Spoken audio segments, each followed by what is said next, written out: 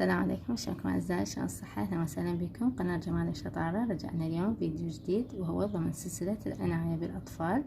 فيديو اليوم عن انسداد الأنف عند الأطفال الرضع. أكو يسموها نشلة أنفاس، زكام، أهم شي مو ذات الرئة.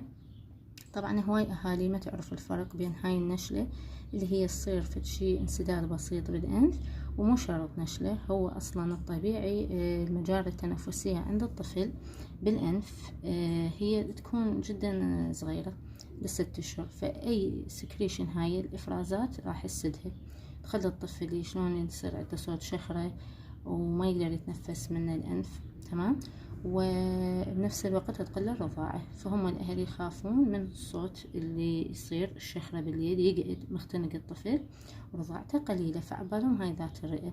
هو من اللي يميزها؟ الطبيب، لازم يروحون للمستشفى. بس احنا اكو إجراءات نسويها بالبيت قبل لا نودي الطفل للمستشفى. مثلا بالليل الطفل وشفنا صوت عنده بخشمه، قطرات ملحية مرات أصلا طبيب يكتبها، بس لأن الأهل ما يعرفون قيمتها فهيك تبقى مشمورة. فإحنا هذا الفيديو اليوم هو توضيح للقطرات الملحية. هو مو هذا الفيديو بديل عن استشارة الطبيب، لا بالعكس، هو شيء مكمل. إحنا بالبيت نسوي إجراءات بسيطة حتى الطبيب يكمل. فالقطرات الملحية راح أخلي لكم صورتها، 2 إلى 3 قطرات من عندها بالأنف كل جهة.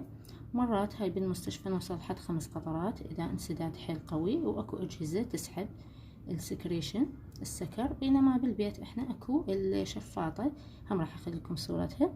هاي راح ندخلها فارغة على كيفكم لا يصير جرح بأنف الطفل، وتسحب السكريشن شوكت ورا القطرات نستخدمها كل 4 ساعات. وقبل لا ينام الطفل هو ضروري احنا راح نخليها قبل الرضاعة تقريبا مثل ساعة، نص ساعة، 10 دقائق. أهم شي الطفل يكون مجاري التنفسية عنده مفتوحة ويقدر ياخذ النفس بسهولة. اكو توضيح، هي اكو بلايس احنا عندنا بصيدلياتنا العراقية اكو اوتريفين، هواي هنا مو دعاية هاي.